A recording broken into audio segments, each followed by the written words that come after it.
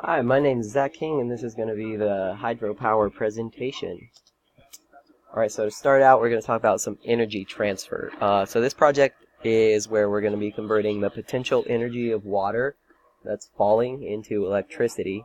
And since we're going to be using that potential energy, we're going to have to use the equation E equals mgh, where m is going to be the mass of water in kilograms, g is the acceleration due to gravity, which is 9.8 meters per second squared, and h is going to be the height from where the water's dropped, and that's going to be in meters, and then that's going to give us E in joules.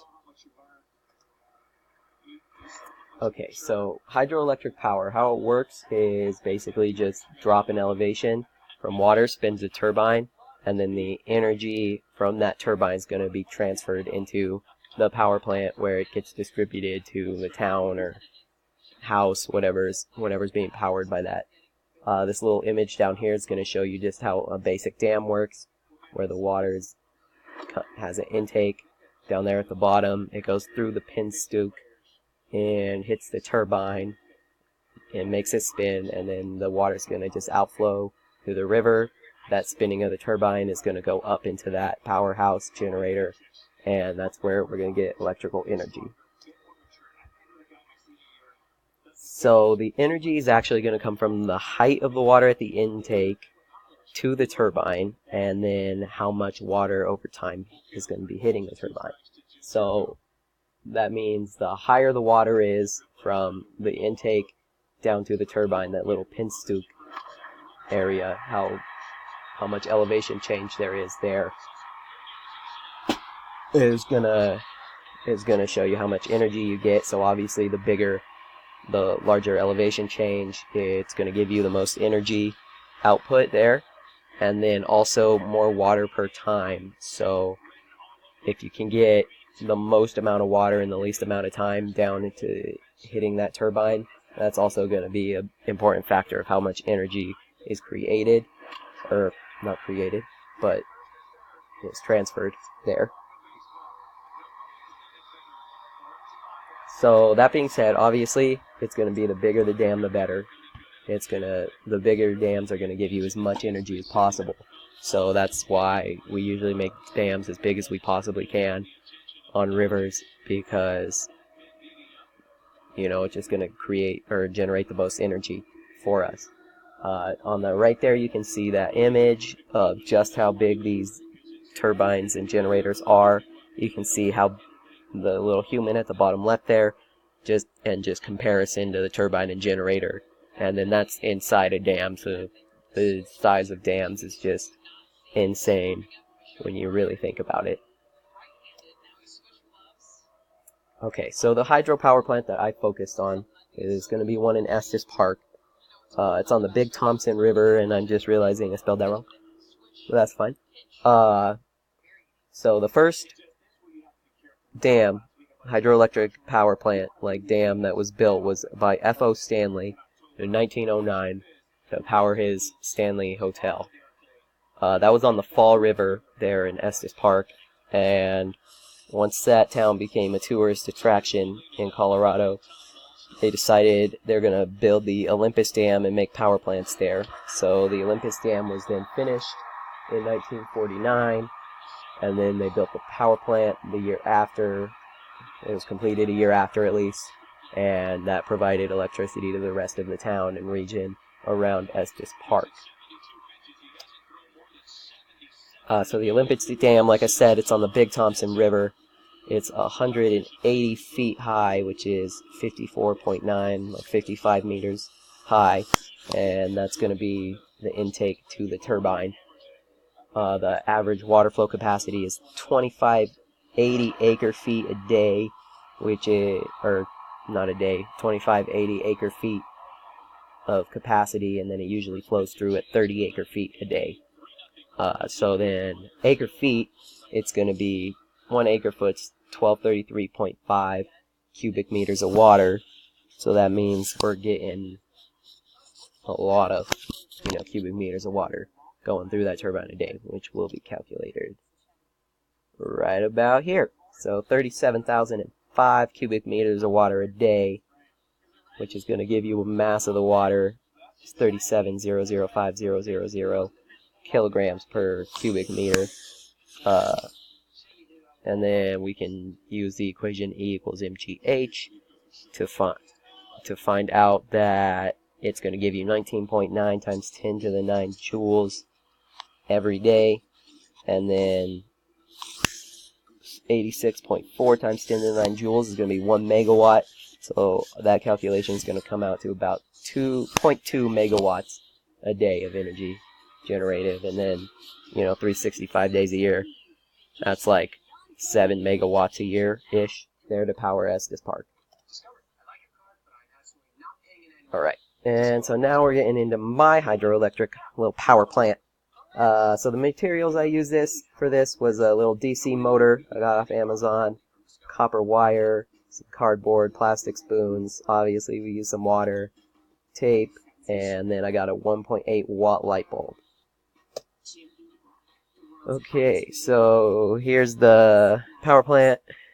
My container image, I couldn't get an image of that, but its height was about 0.24 meters high, about 9.5 inches. It had a radius of 0.04 meters, making the area 0.005 meters squared, and then the volume was going to be 0.001 cubic meters. So then if you calculate that out, that's going to give us basically 1 kilogram of water right there, which is going to be what, like a couple pounds maybe, not even. And then the elevation I dropped the water from was 0.75 meters, which is pretty high for such a small scale thing. Like, it's really the only way I could get the output I wanted. And so that gave us a potential energy in joules of 13 joules, and then over 7 seconds will give us 1.9 watts, which should theoretically be able to power an 1.8 watt light bulb. Alright, so the procedure, the first thing I did, I used the cardboard and the spoons. I connected that with tape to make the main piece of the little generator, and then I connected the motor to using super glue and tape to that, and then the motor was connected to the light bulb with just the copper wire. I used a cup I got from the Rockies game to hold the water, since it was, kilogram of water. It's a good round number there. So, and then I had to measure 0.75 meters with a ruler, which was really annoying, since that's a couple rulers at least, 3 almost. And then I had to carefully time how much I poured the water, so I could be 7 seconds from the first outflow till it dumped out right there. And then that water is going to be spinning the generator, and that light bulb should be lighting up. Alright, and then this is just the image of the spoons and cardboard connected to the motor there, right there in the middle. And there it is with the copper wire sitting on my table. It's not my Rockstar, I don't drink Rockstar. And then here's a little video where the light should light up, and I'm dropping water from a height of 0.75 meters that we measured, and this is my buddy holding it. Sorry you can't hear the sound. I'm not going to pay for the upgrade there.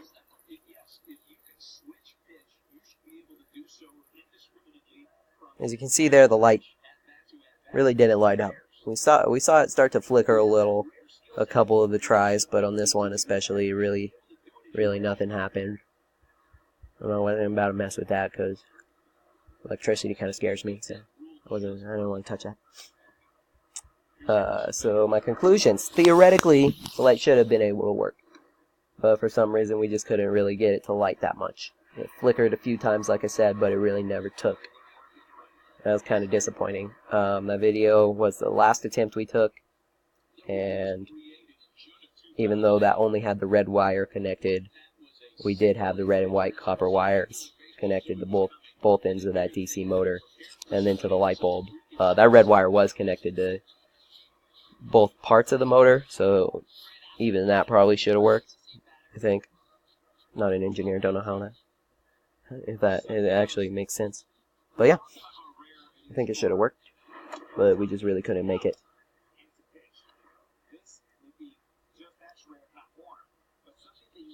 So more conclusions. This is pretty much my errors in this. So the first things first, we made sure the light worked a few times. We tested it with a little battery, and to make sure that the light wasn't wrong, and it worked out. So it wasn't the light there. I think the biggest error really was the connection to the light bulb from the motor, which I kind of get that in my bottom one there, the final error.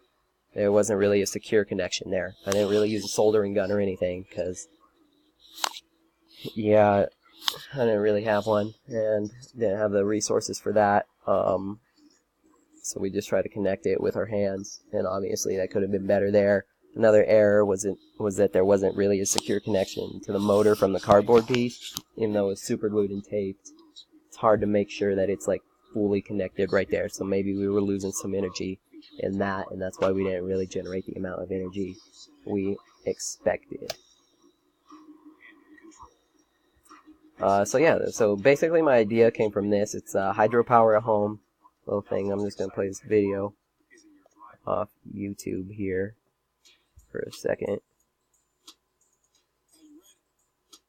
I'm just going to skip to the end, show you how it works. He just connected the plastic spoons to the motor there, and then you can see the little light bulb.